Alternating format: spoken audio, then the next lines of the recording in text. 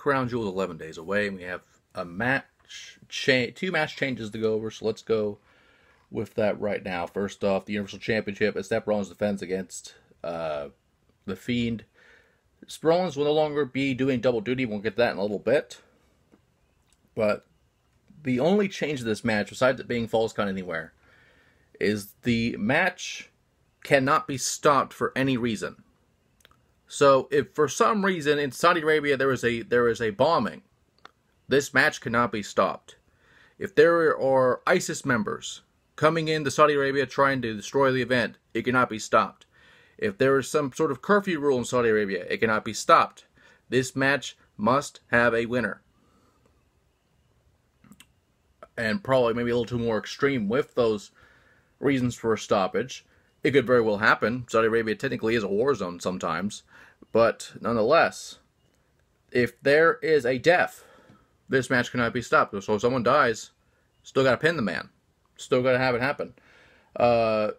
Sure, that may be going too far out here, but, you know, at this point, when you stop a Hell in a Cell match, I am thinking of the ways you can stop this match.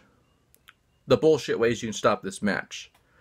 And even the reasonable ways of stopping this match if some unfortunate thing was to occur. But with this being said, this match cannot stop for any reason. So if you win the match, it still cannot end. As far as the wording of this is concerned. Obviously, if you win the match is over. But the wording of this is very specific. That the match cannot be stopped. So this will probably go 15 hours, and The Fiend will still somehow lose. Because, of course, the Universal Championship on SmackDown does not make any sense unless you change the belt to a blue strap. It makes no sense whatsoever having it on SmackDown. So, like it or not, Rollins will retain through some bullshit, and The Fiend will just kind of cease to exist, honestly. It's unfortunate, but it has to happen. And finally, the reason that Rollins is no longer on Team Hogan, as there has been a massive change of Team Hogan and a new addition to Team Flair, as far as I could tell, as the new team captain Roman Reigns, Rusev, Ricochet, the new addition of Shorty G and Ali for Team Hogan faces Team Flair's Randy Orton, King Corbin, Bobby Lashley, and the new addition Intercontinental Champion Shinsuke Nakamura, with a fifth man to still be named. There were rumors of Cesaro being that fifth man, so Cesaro would pull WWE, especially with his match with Mansoor. Hopefully next week we'll have a somewhat of a idea of who will be the fifth man on Team Flair. Hopefully on Raw in a few nights we'll just figure out. They still have, again, maybe 10 or 11 days as of this recording to get that done. But for the time being, it's apropos.